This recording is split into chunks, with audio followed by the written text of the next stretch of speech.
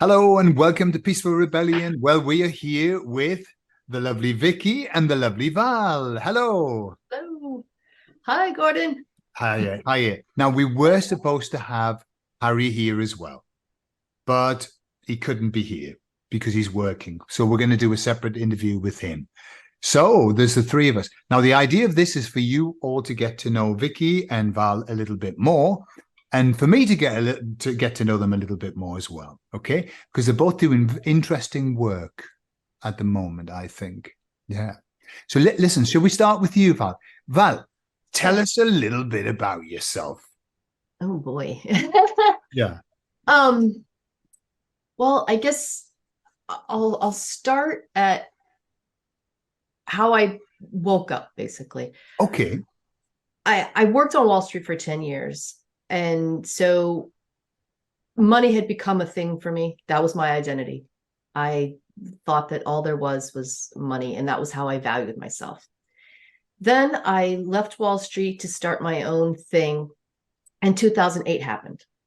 And my husband was a contractor and I was starting a new business, so I wasn't making money and his business fell flat.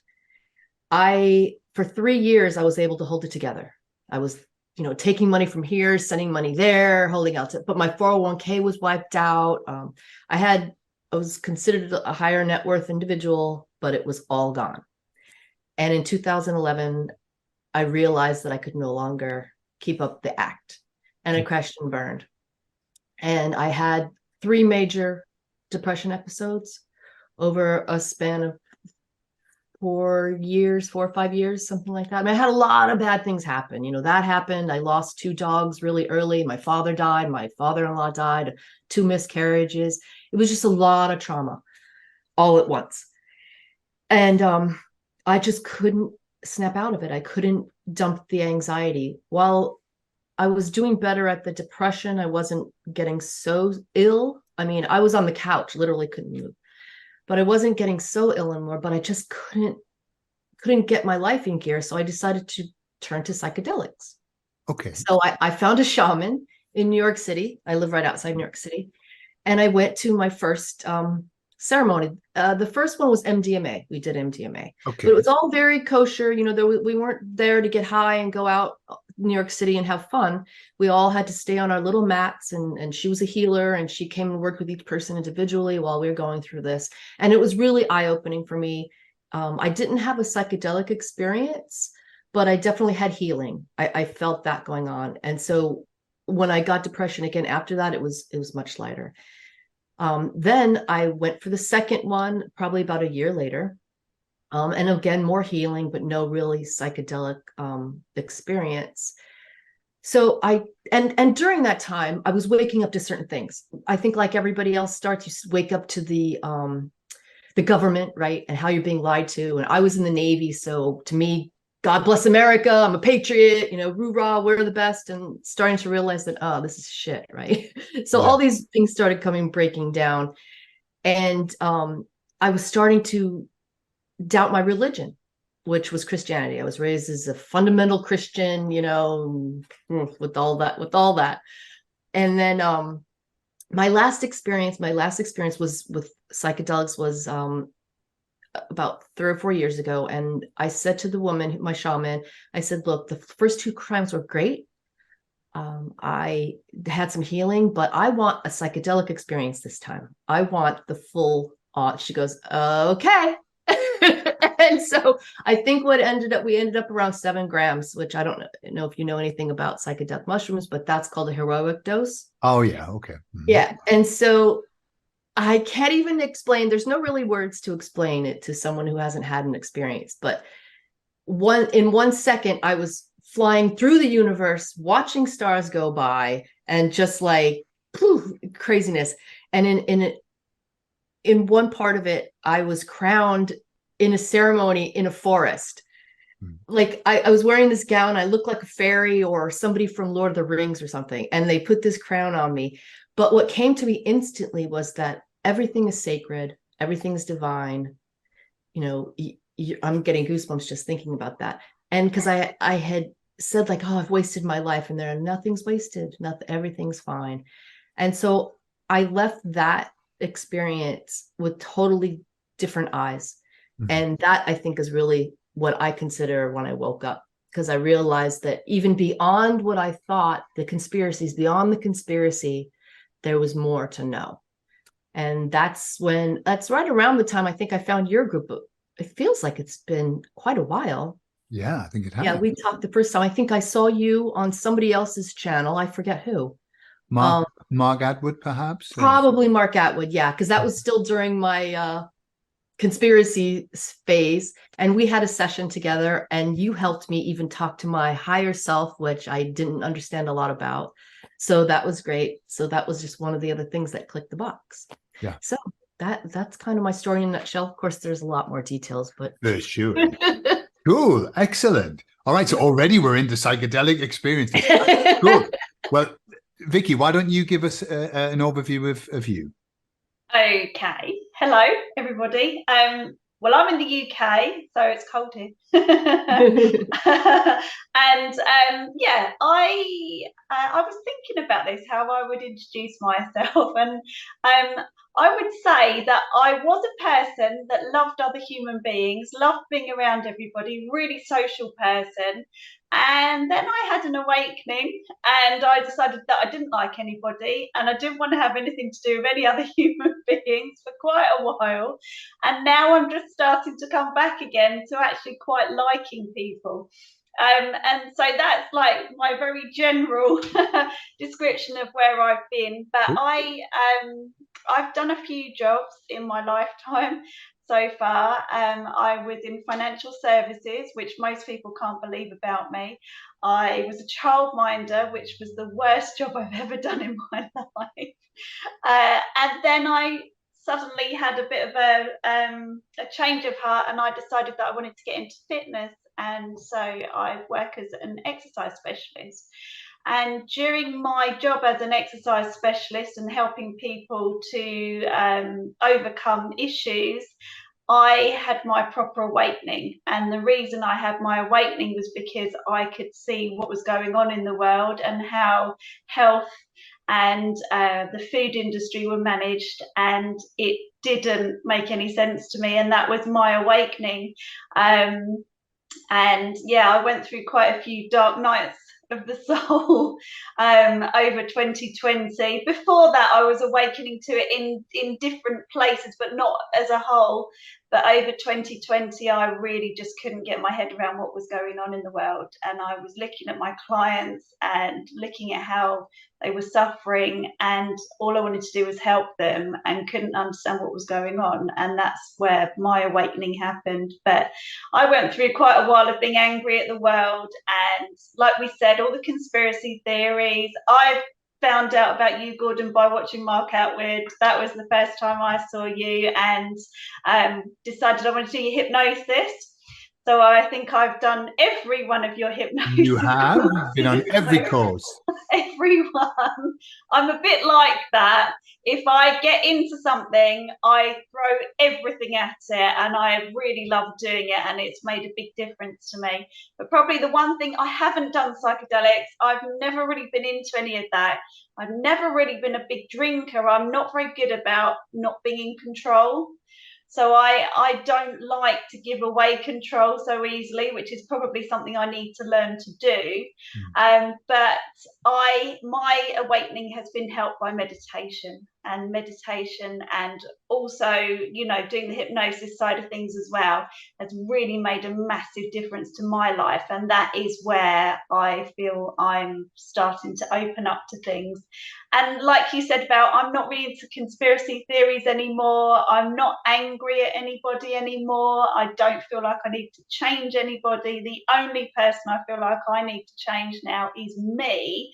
And through doing that, I want to be a good example to the people around me and help the world to become a better place just by that. So that's me, really. Super, yeah, lovely. And what stands out for both of you when you're talking about this, you know, this whistle stop tour through your life, which it is. I mean, you obviously had to leave out a few details there, yeah. but both of you have kind of almost dismissed the conspiracy bit, you know, like, well, and that was done. I went through that, and that was done. And the focus is very much on where you are now in terms of spirituality. Do you see that as how do you see your kind of where you are in terms of spirituality these days, Val? Well, I do agree. I feel like that's a step for a lot of people, is to see the conspiracy stuff and then to move on. I will admit that I am nowhere near being done with it. I know in my heart and in my head that it's not important, and the less I pay attention to it, the less it affects me. Mm-hmm. But it was just such a big part of my life. It's almost like habit, right? You Sure. got to see like what's happening next, what's going on.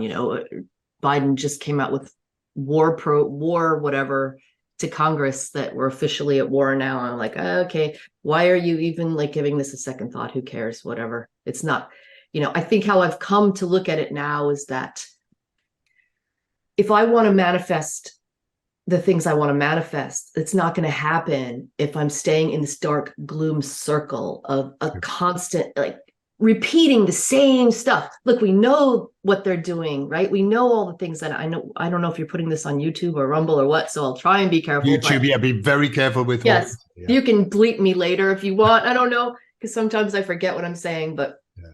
We know all those things are going on. But we all just, human beings don't like to not know, right? We don't like to just be floating out there without the answers. So we keep looking and looking, even though we kind of know that that's not where the answers can be found. It's still lurking there. Sure. So I think I get hyper sensitive to people that are still trying to push that narrative constantly. Of course, we all want to chat about some things, but I think, even in the group, I know I've gotten a little bit like testy sometimes. And I'm actually that, if you want to know the truth, that's the stage of waking up I'm in right now, is that I have to let everybody else have their experience. I had my experience through that stuff. They've got to have theirs too. And it's not my place to tell people how to think or have their experience here. So that is my next iteration, I guess you want to say. Okay, cool. It's harder than the rest. Yes, I think the transition from conspiracy and being, just being, this is what it is. The next transition is it's challenging. It has its challenges. What about you, Vicki? Where do you see yourself? Yeah, I feel exactly the same way. I'm not really interested in the news. I'm not really interested in all the conspiracies anymore. I'm not trying to wake anybody up, and I was desperately trying to wake people up for a long time, a long time. I probably put my business on the line. I was so out there all the time. Yep. And yet I hear people say it now. I've said this before on the group. I've got a friend, and she is such a warrior. She is a massive warrior, and she's up in London, and she's all over the country, and she's got her banners, and she's got her signs, and she's handing out the light paper to people, and she's so angry all the time. And she's lovely. I understand where she's coming from, but it is not helping her. She's very upset and depressed and frustrated, and I don't want to do that anymore. I had a period of time, and you know this, Gordon, where I wasn't very well. I've had my health struggles over about the last year and a half, and I think a lot of this has come about because of how I was obsessing about things in the world. And I think my body just said to me, and probably more than my body, my guides and my soul were like, enough. This is enough. We're taking you down for a bit, and you're going to have a reassess, because this is it's not taking you anywhere good. And that was when I had to take care of myself, and that's when I had to start doing things. I had no energy, so I had to start doing things that didn't require a lot of energy, and I had to look after myself. And that's when I started to realize that actually there's more to this. There's there's only so much I can do, and all I can do really is me. I can do Yeah, me, and I can make myself better, and I can make myself happier, and I can be an example of happiness and joy and abundance to the world. But really, what other power do I have? Nothing, sure. you know. But that's all the power, though. That's Yeah, that's what I'm finding out too, is that we didn't come here to wake everybody up. We came here to work on ourselves yeah. and do whatever that means, whether that's just sitting on the couch eating bonbons or whatever, or helping a friend out or starting a website or whatever it is. It's just coming here, figuring out who you are and raising your own vibration and not worrying about what everybody else is doing, because maybe they're not even really there. I've been thinking this today. I was thinking maybe we are not the ones who know it all. Maybe the people that we're trying to wake up are actually secretly going,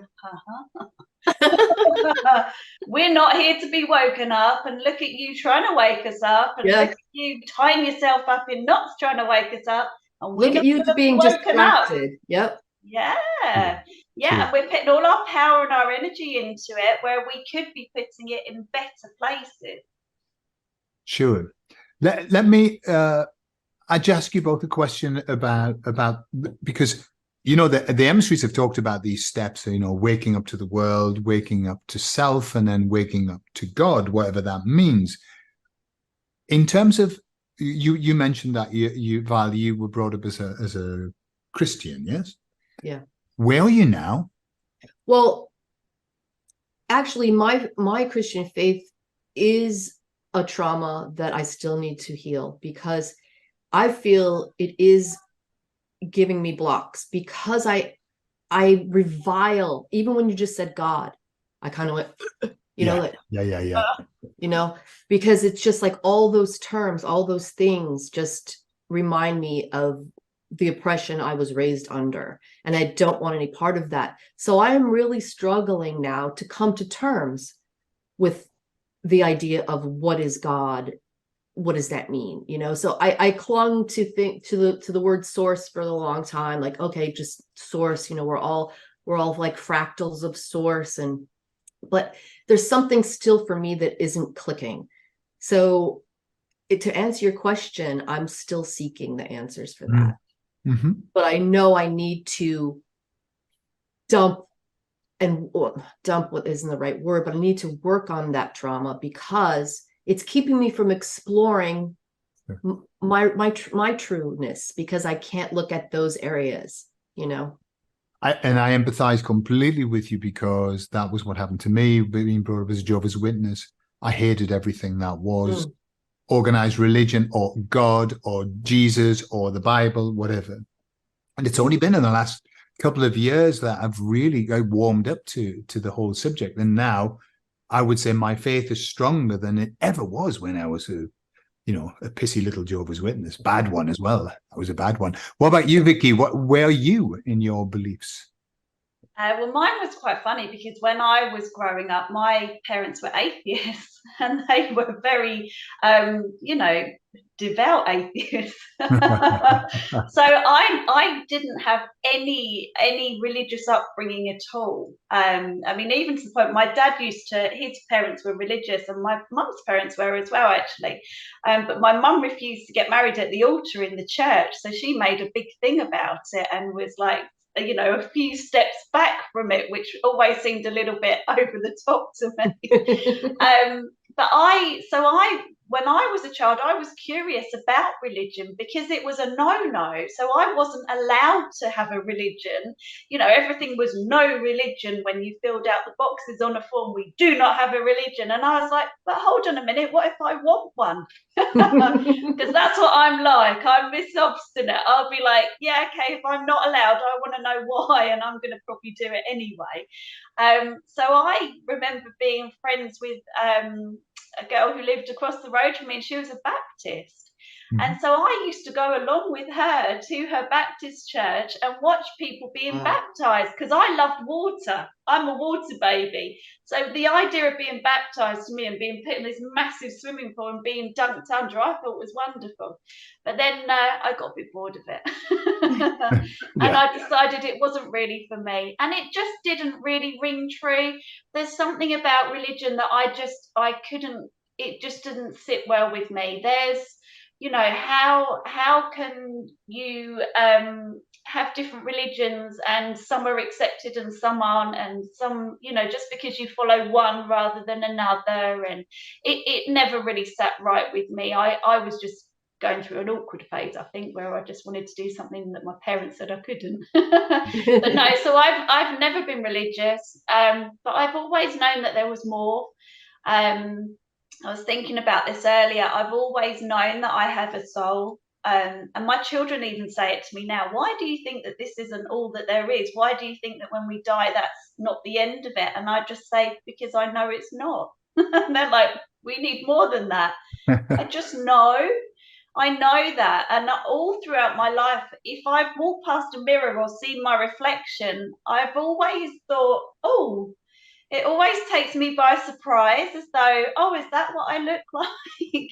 I'd forgotten that's what I look like. Oh, that's what I look like this time round. You know, I've always had that in my head. So I know that this isn't everything that I am. And this is not, you know, this is just something I'm using at the moment. This is not what I look like as a soul. This is not me. So there's a knowing there. I know it absolutely completely. I don't know all the details. I just know that this is not everything. And this place is not the only place I've ever been. I know that. And I have struggled in my life with this place, because I do find it hard and harsh, and I do feel like I've been in kinder places before, and that's probably suited who I am better. So I do struggle a bit, and I do find it hard when people, you know, would think badly of me. That's something that I've had to deal with in my life, especially over my awakening, when people would accuse me of all kinds of horrible things. You know, I think, can they not see what's in my heart? I thought it was obvious, but you know, that's just one of my journeys. Excuse my dogs. That's okay. I'm going to put myself on mute for a second. Okay. Well, listen, let me ask a question then about that. Val, when we worked together, we did Higher Self, yeah? Yeah. Yeah. Did we do past life regression as well? You know, I don't think we did. No. Now I can't remember now. Okay. So just what do you think that was then? Talking to your higher self. Where would you put that in your framework of beliefs at the moment? I think that the higher self, I guess, I'm getting to a different understanding now of what soul is, though. So I mean, maybe my higher self is like my spirit, or who I actually am, my essence. You know, whoever it was that sent me here, that's the other piece of me, you know, the real me, I guess, outside this avatar, this body that I picked here. So you do have a belief that this isn't the only existence that you're in at the moment. Oh, absolutely. I never dumped that part of it and became like, my husband is an atheist, and he thinks that once this is done, that's it. There's nothing. I never felt that was true. Yeah. I mean, I came to when I finally was able to dump religion, it's because of that one argument that people come up with, like there's scriptures in the Bible that say faith is a gift from God, right? So no man can boast. So I'm like, all right, it's given to you freely. You didn't do anything to get it, but yet but I'm not a good Christian, so I guess I didn't get that gift. So I'm going to be tortured in hell for all eternity for something that I had no control over, because it was going to be a gift. That's right. When I finally said that to myself, I had that argument with a lot of people, and I had all the arguments to try and talk them out of it. And now I can't think of one of them. Like, what did I say to people? What malarkey was I saying to people to justify that belief? So while I dumped those trappings, I never really felt that this was all there was. Okay. And that there isn't something beyond just me, like that I'm part of. Yeah. And Vicki, is it clear now? It's never clear in my house. But yeah, I think so. I think I'm safe. Okay, I've just got a question on Vicki. How long have you been doing the hypnosis now and past life regression? Oh, it must be. Is it coming up for 2 years in 2 January? years? Yeah. Okay. I think so. So you've had past life regressions done to you, and you've also been the facilitator of past life regressions. Having listened to all of these experiences and having had them, has it changed your perception of things?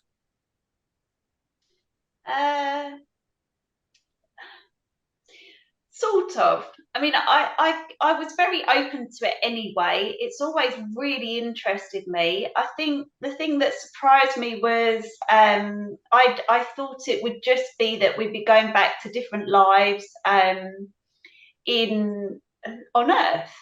Mm-hmm. And quite often it doesn't seem to be that. And even, I mean, I had one experience and it was probably the most powerful one out of all of them. And I couldn't even tell you where I was. And I just was like an energy. It wasn't even like I had a shape or a form. But it was the most powerful one. And that was more than I'd expected it to be. I just expected it to be kind of like a history story. Sure. You know, I'll go to this era or I'll go to that era. And maybe if I'm lucky, it'd be one that I've heard of and I might be someone important. And the other thing is, you don't ever really become an important person in the past life regression, but it is so important. Sure. You know, the messages are so clear. And that was the other thing that I hadn't realized how powerful it was, that when you're there, you're just like, of course. And yes, that makes sense. And I know exactly why I'm here. And everything makes perfect sense when you're there. Yeah. And you know exactly why you were taken there at that particular time, and I didn't realize it would be that powerful, and I do really enjoy doing it and facilitating, you know, other people to go there as well. It's really powerful, and it's just fascinating listening to other people. Yeah. You know what I find interesting about this? I've had lots of conversations with people. You know, everyone has a different opinion about what this is when people go back to another life or whatever. I don't know what it is. But what I'm aware of is that something shifted. And I used to they always went back to the earth when I started, always. And then lately, everybody's from other places. And it's what's really interesting is that, like you say, the times, the experiences that people have had that have been, wow, like mega emotional, mega tears. You know, I remember having one gentleman, he was crying, but sobbing. And because he was an angel that was looking after a past civilization, and he didn't keep it safe, and it got destroyed, and he hadn't done the job right. And it was like, wow, these are really intense experiences. What they are, I don't know. Or the truth, I don't know. It doesn't matter. I don't care, really. But I just see a bit of a shift happening in terms of where people's perception is about. You know, you talked about this. This isn't the only place that I've been. Yeah. And that's very common. It's very common. My higher self said, no, I've only ever been on the earth. That's where my job's been. Here. Why? I don't know. But that's my job, you know. But loads of other people are coming from other places, according to the narrative that they give us, you know? I feel very connected to Earth. And I don't know, maybe I should have another session with you, Gordon, to do past life regression, because specifically, because every time people start to talk about, oh, I want to leave here, you know, I want to go back to home. And I'm like, this is home. You know, that's always the feeling I've always had. So I'd like to understand more about that. Sure. And maybe that has something to do with the psychedelic experience I had, where I was in the forest, you know, and some kind of elemental, I guess I was. I don't know exactly what, but maybe that experience has something to do with why I'm feeling like so attached to Earth. Sure. Well, you know, from all of the high, because I've talked to a lot of higher self, and I asked lots of questions, and there seems to be the consensus is that it's only, you know, it's only been recently that all of these beings have had to be called in from other places. Before it was just us on the Earth, but because it wasn't going, everything was going a bit tits up, and they had to bring in some reinforcements, and so all of these beings who were saying, you know, it's like you hear these expressions like he's very down to earth. He's a very down to earth person, you know? And I think that, you know, that's the kind of the energy that people who are earthbound are. And then you've got the other In energy. the clouds. Yeah, who are a little bit flighty, you know, a little bit flighty. Yeah. So yeah, I think we've got a big mix of beings from very different It's funny places at the moment. you say that. I can't tell you how many times people have said that, oh, you're so down to earth. Sure, and they say that to me as well. Yeah. Yeah. They never say it to me. Because you're in the clouds. I am. I've been trying to get away. No. I do feel like that. I feel like this is hard here.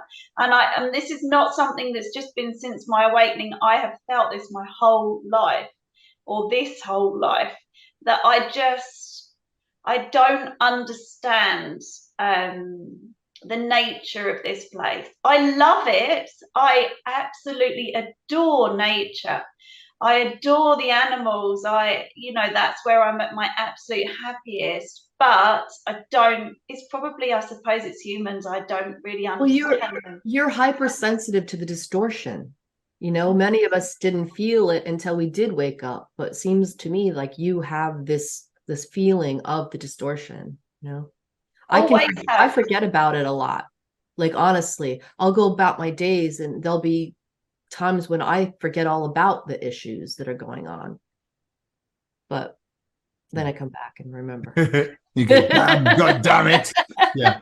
So, question for you about status quo. Right. So 4 years ago, these group of beings came to me and said, hey, we're in the middle of the Great Awakening. We're not in the middle, we're at the beginning, not the middle. At the beginning of the Great Awakening, we want you to give this message about the Great Awakening. And they've only ever talked about the Great Awakening, Great Awakening. Yeah. Where do you see us in that process if we are in the Great Awakening?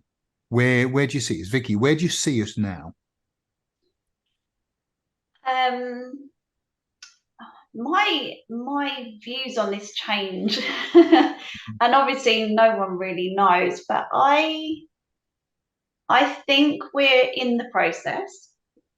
I think that things are changing, that things are shifting. The balance is shifting from where it has been. I think it's a cycle. So I do think that this has happened before, but I do believe that this is different this time, for whatever reason, that maybe it didn't quite work each time, and that something, like you say, more resources are being pulled in from elsewhere to make it more powerful this time, almost like it needs to stick.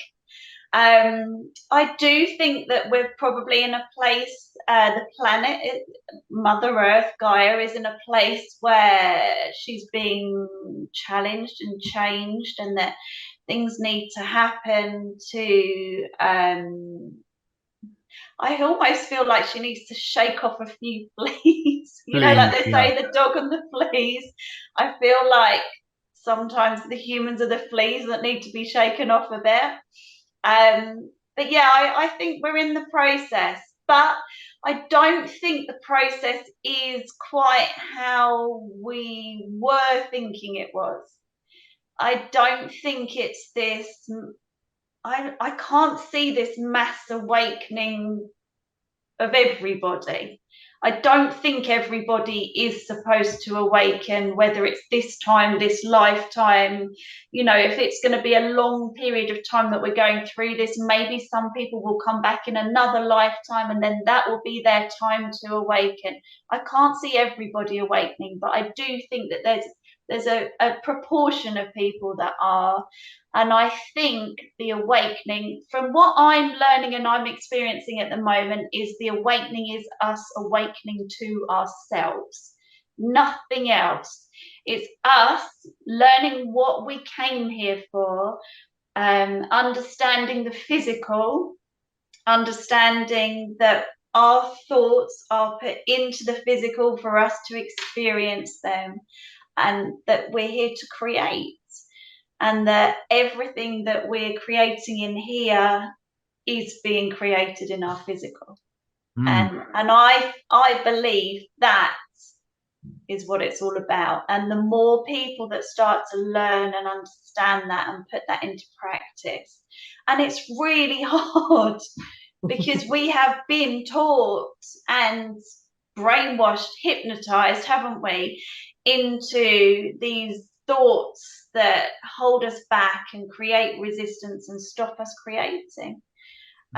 It's just us waking up to who we are, and the more of us that do it, the more beauty and wonder we're going to create in the world. That's nice. A nice take on it. Yeah. So it's the waking up to self. That's the job. Interesting, because on the 11th, 10th, is it the 11th and 12th? 11th and 12th, we're doing the self-forgiveness. So it's part of waking up to self, forgiving self. So if you want to join that, I might have to jump on that one. Yeah, it's going to be cool. There's going to be a lot of tears. A lot of tears before bedtime. Oh, not more. Yeah, it's got to be. Yeah. If you're doing self-work, you've got to cry with it. I'm looking forward to it as well. I've got some shit to clear. So Val, where do you see us in this process? Is there a great awakening happening? If so, how is it happening?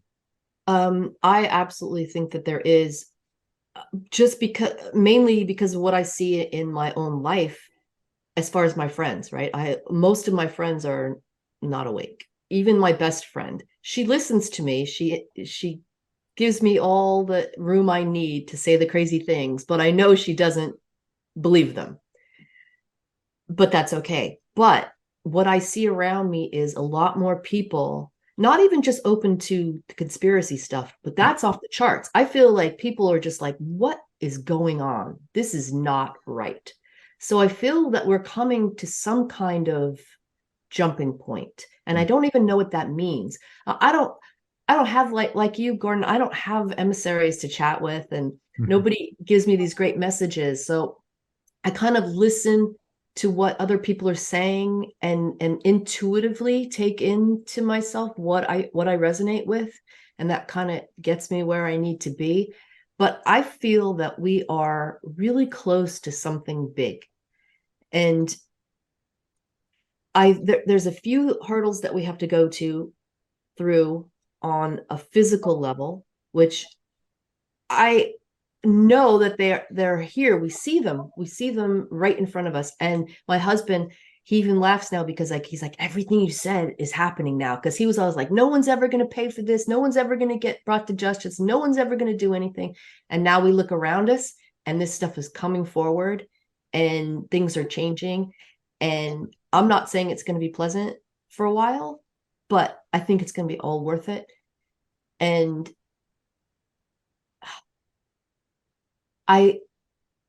all I can say is there's this feeling welling up in me. It's not anxiety. It's not anything I can put my finger on. Maybe anticipation is the closest thing I can think, that something is around the corner. And I want to know what it is, damn it. But I don't. So that's kind of where I am, just this hopeless anticipation, right? Okay. I listened to JCK posted an interview with the guys who did the Red Pill Revolution book, the one that right at the beginning of all of this. I don't know if you've heard of it. Red Pill Revolution. The idea was this book was kind of like conspiracy light to try and help to wake people up.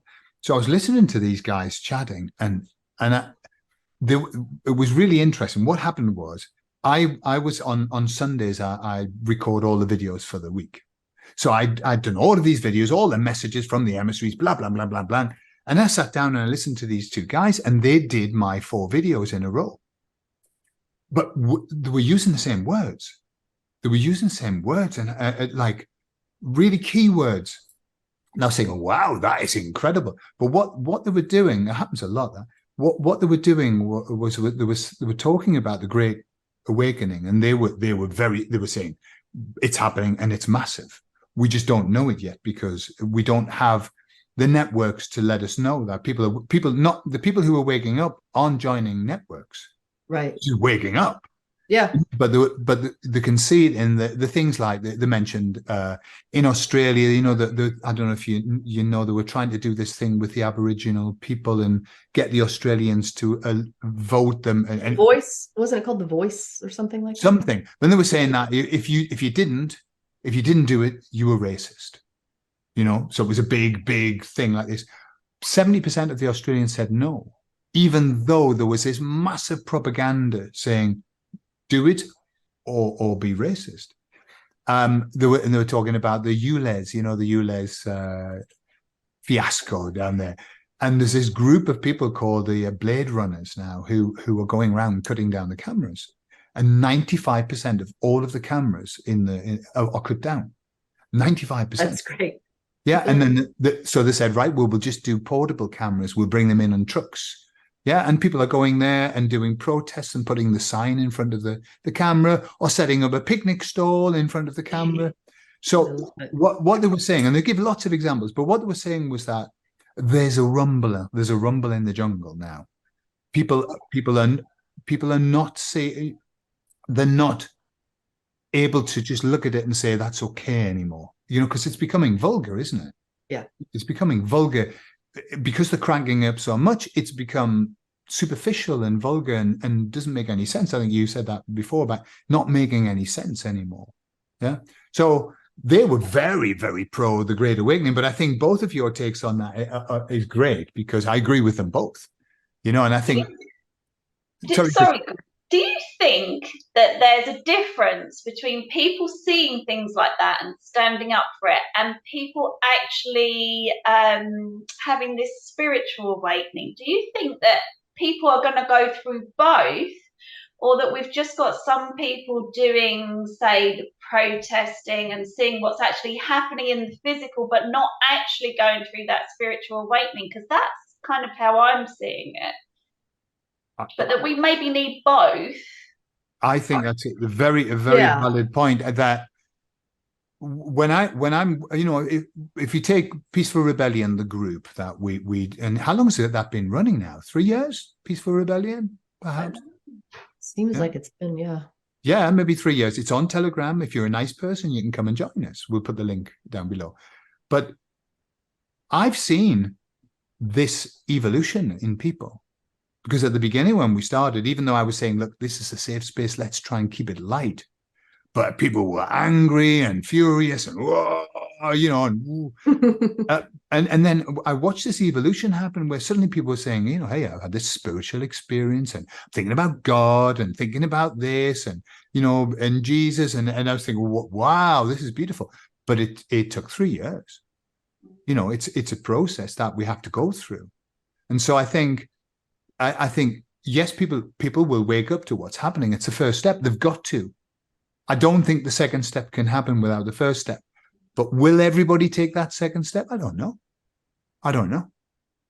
One thing that resonated with me, a story someone told how they envision it is that some of us will ascend. I know people talk about fifth dimension. I don't even, know if that's a real thing or not, but the idea of it. But then the people that aren't ready for the spiritual growth yet will stay here, will stay in third dimension or maybe fourth, but without the distortions. So there's still going to be a lot of work to do for them. And for me, if I'm still here, but it won't be as difficult. We won't have that oppressive, weight on our chest. We'll be able to grow in the way we were meant to. And that really resonated with me. Yeah. Certainly the emissaries have talked about a bifurcation where there's going to be some sort of split. They don't go into details, but there's going to be some kind of split off. I don't know.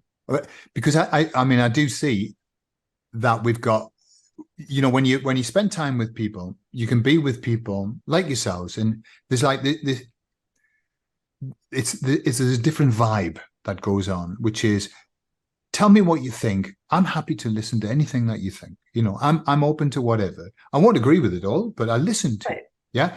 That's the vibe where I think this is the when you wake up to yourself, and that as Anthony de Mello says, there should be a book called I'm an Arse, You're an Arse. Yeah. When you wake up to yourself, you realize that, hey, it's not such a big deal. But there's another vibe, which are people they will fight to the death for their beliefs. And whether that they can be awakened to the world, and they'll still fight to the death for their beliefs, So it's kind of like there are two vibes going on, where clearly the people who have the vibe of, we are the flower power people, aren't we, really? We're the hippies. Hippies are going to move on. But that's now. Somebody has to play the bad, right? Sure. And I'm sure in one incarnation or more, I've been the bad guy too. So I think we have to remember that we're all in this together, even though I know that'll probably piss a lot of people off, just to say, like, I think your anger and hate at the baddies, it is kind of a waste of time, because it's just part of the progression that we're in right now. And to hate them is to hate us, to hate ourselves, really.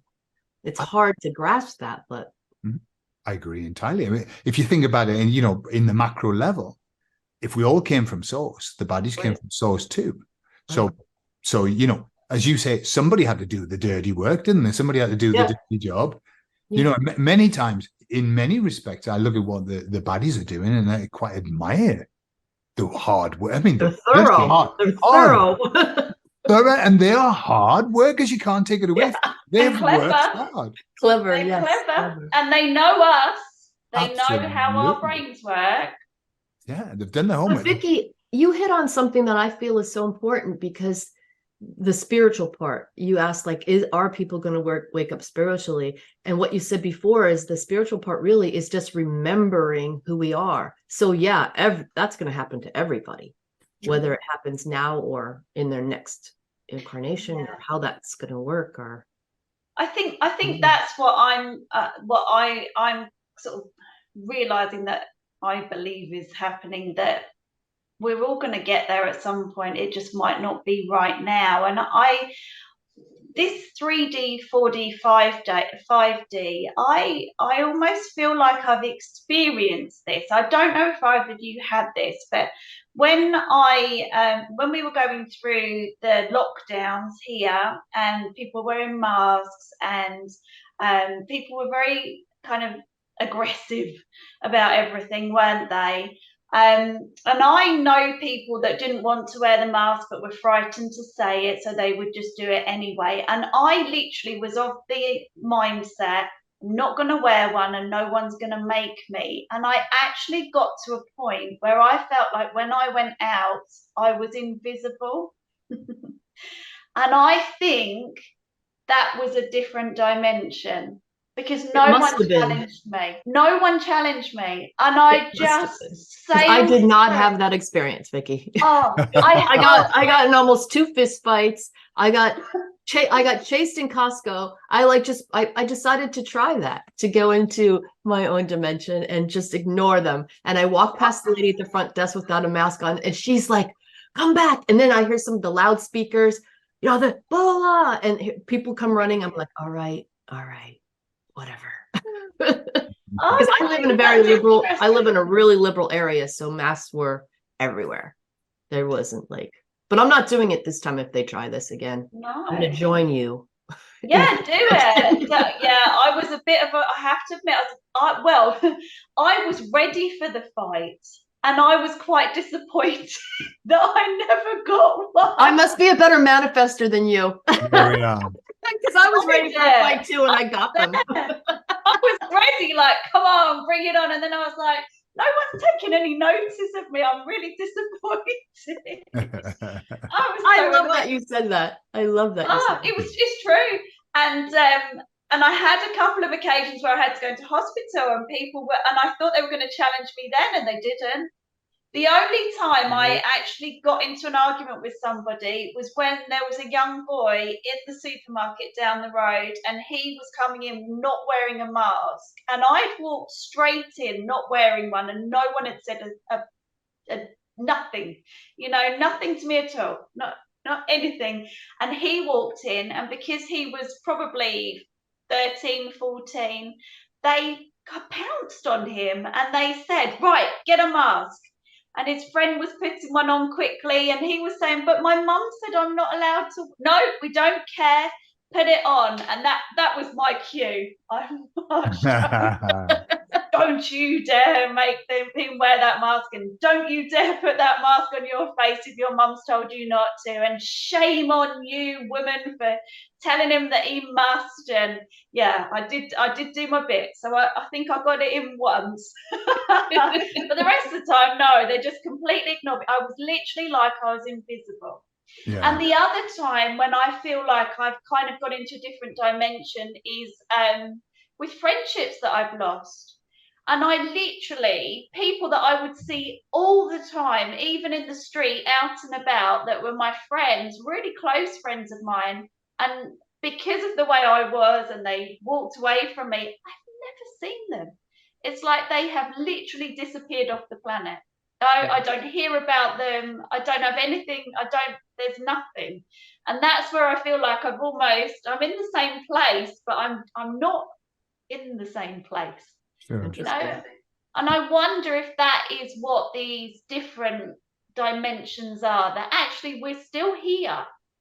Because they talk about, say, in a war situation, there are always those that benefit, and not always in a bad way, not by doing people down, just by their mental attitude, that they're like, no, I don't live in this. This isn't my reality. And they can go through some really difficult situation and not be tarnished by it.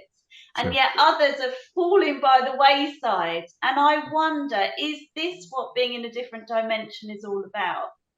I don't know. What do you think? It could well be, and I think it's this. What do the gurus talk about? You've got to let go of all attachments. Yeah. And I think when you're attached to 3D, when it's very, very important to you, then yes, it affects you. But when you drop those attachments and you cut them, then energetically it doesn't hit you the way it does when you're in it. So it's kind of like.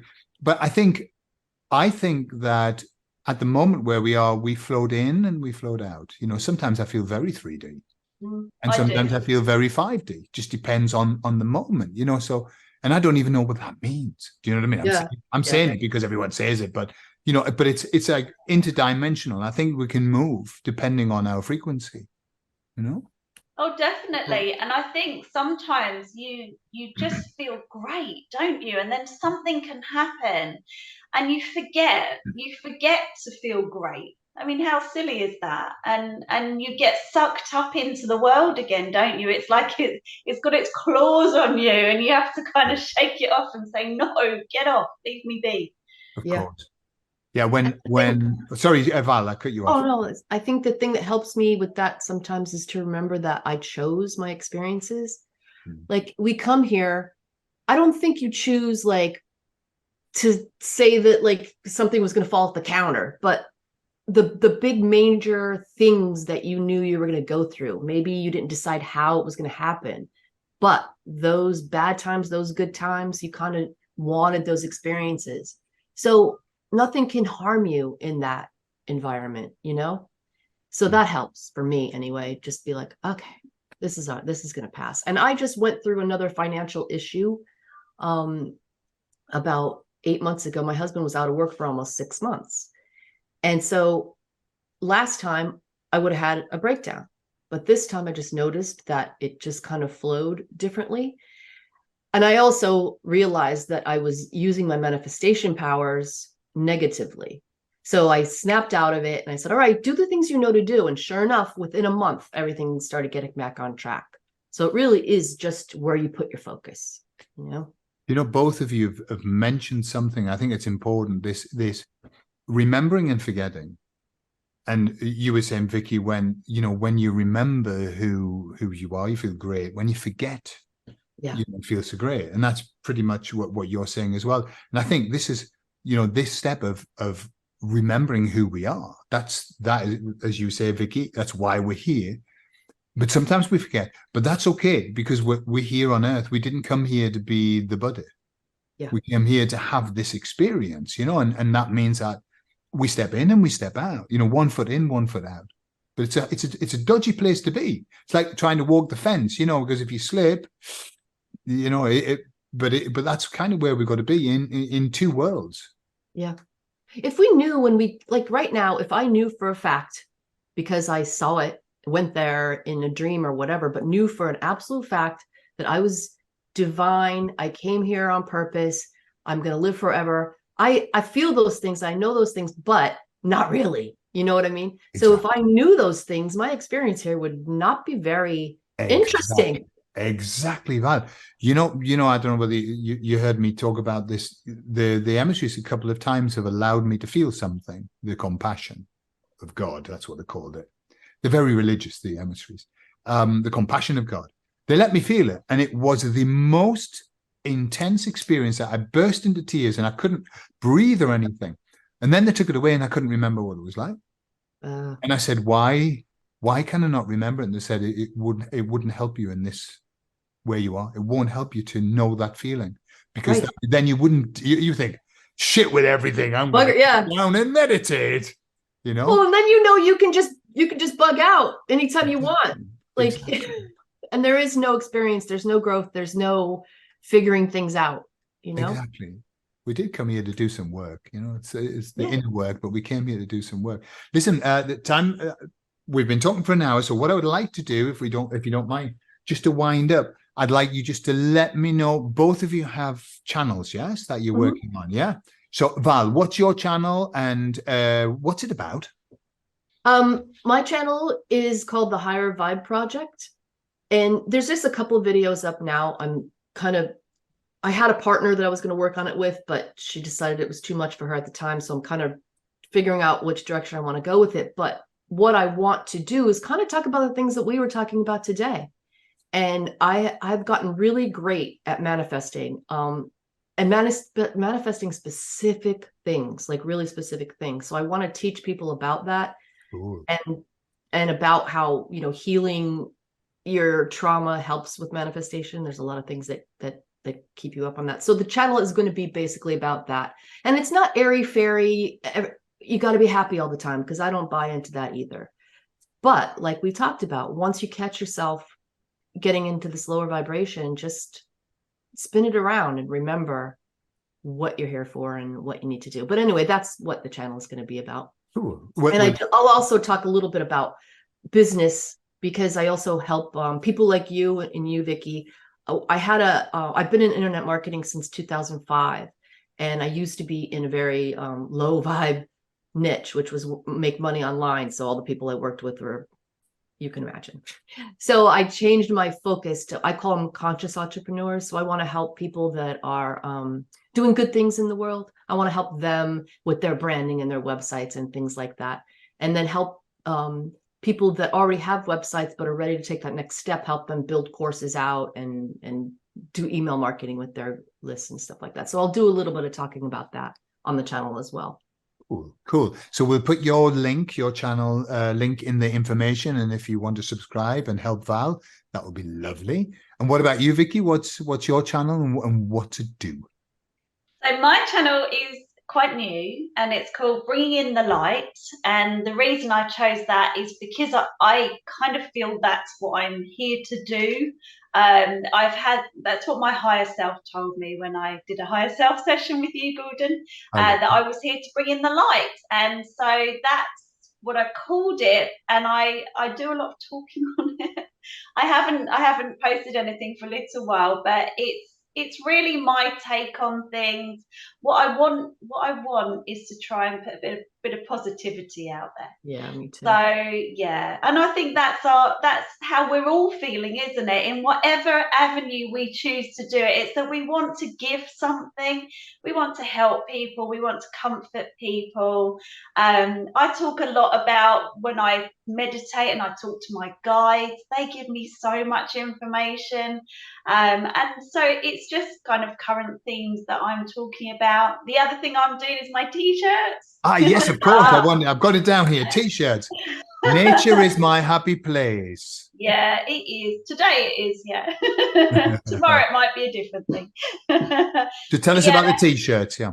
Yeah, the t-shirts is just a little hobby that I've got that I've been quite enjoying doing. But I thought I wanted again to put some positivity out in the world, and I thought, a nice way to do it is just to put some writing on some clothing and take it out into the world and just let people see it. So yeah, just putting positive messages out there that people might talk to you about. I've got my Peaceful Rebellion t-shirt as well, so I'll wear that, and my Sovereign t-shirt, and yeah, so, and I've just been doing t-shirts for people as well. So bless them, there's a local group near me that it's for youngsters, that they call it army training, army youths, and they wanted some t-shirts printed up, so I'm doing some for them, and I've not really charge them very much money because they're just volunteer group, but things like that, just putting some nice things out into the world, some nice wording, the wording they say, it's like spells, isn't it? It's absolutely, yeah, putting that out, putting the positivity out. If you're wearing the positivity, if people are seeing it, they're reading it, they're talking it, putting it out into the world. If I'm speaking it into the world, like you said before, Gordon, it doesn't matter who's listening to it. If you've put it out there, it's there, isn't it? And that's really my take on it all. Yeah, and just positivity. Just want to put a bit of light out there, a bit of help to push this great awakening through, because we all want it to happen, don't we? I'm bloody sure we do. So I will put your link as well in the video description, okay, and also your email if anyone's interested in ordering a t-shirt. I've got the Peaceful Rebellion t-shirts. I haven't got it on because it's cold. I know. I've been cold today. I know. I'm looking at you with the t-shirt. I'm thinking, bloody hell, you're in the UK. Yeah. So listen, that was a lovely chat, and I'd like to do this again in the future. We'll revisit, maybe if we can get Harry to come and all of us together, that'd be fun. Thank you very much for your time, and thank you for your positivity as well. We do need it, and I think every bit helps, doesn't it? Yep, definitely. No fear. There's nothing to fear. Nothing. We haven't got anything to worry about. We just haven't. No. We came here to do this, so let's just do it. Yeah. Exactly. And just hang on, a little bit. That's all. Let's not be impatient. I think we wanted it all done in the first year. Remember, we wanted everything cleared and finished in the first year. But you're gonna miss all the things you're supposed to go through if you try and rush everything. Well, exactly. Yeah, there's a time and a place for it all. Yeah. Can you imagine though if they'd told us back then how long that in 2-3 years you'll still be sitting there talking about it? We'd have been like, I know, right? Yeah. I was expecting that the white hats to come in, sort it all out, and I'd be having a picnic by 2022. Yeah. But hey, we're still having a picnic. It's just not the picnic that I had in mind. You know what? And we have to remember that in the midst of all of everything that's going on, you can manifest what you want. You can you still live a great life, even though the world seems to be falling apart. More so now, faster than ever. Sorry, Vicki, you were going to say it's something. Scary, actually. I was going to say exactly the same thing as Val. It's all about just enjoying your life. Why waste it? There's so much beauty. There's so many wonderful things. I mean, I've been off horse riding and I love it. I'm obsessed with it at the moment. But find something that's your passion and go and do it. That's putting more positivity out into the world. I think looking back now, where we are now and where we were, I think that the plan, stroke, demic, and all of that, it's the best thing that ever happened to us. Oh, Truly. yeah. And I think we will, in the future, we will look back on these times and think, wow, they were just the best times ever. Really, I think we'll be, oh, can you remember that? Oh my God, look how strong we were. Yeah. And how lucky we were to come, because not everybody, there's a line, right? Yeah, There's a line. absolutely. Yeah, there's a queue in heaven waiting for places. Yeah. Yeah, apparently. Okay. Oh, there you go with those God in heaven words. No. Oh, sorry. There's a queue on the other side. Yeah, it's just spirit beings, but we don't know where they come from. And they're all standing there now going, oh, maybe we were quite glad that we were a bit further back in the queue. Yeah, they're listening going, they don't know what they're talking about. We know it's all love and light. Come on then. Try it out if you dare. So, right, well, listen, lovely to talk to you both. Thank you very much. Thanks for having us. Okay, yeah, and we'll talk again. Okay, and subscribe to the 2 channels, please. Help Vicki and Val. Yeah. All right. Take care. See you later. Lots of love.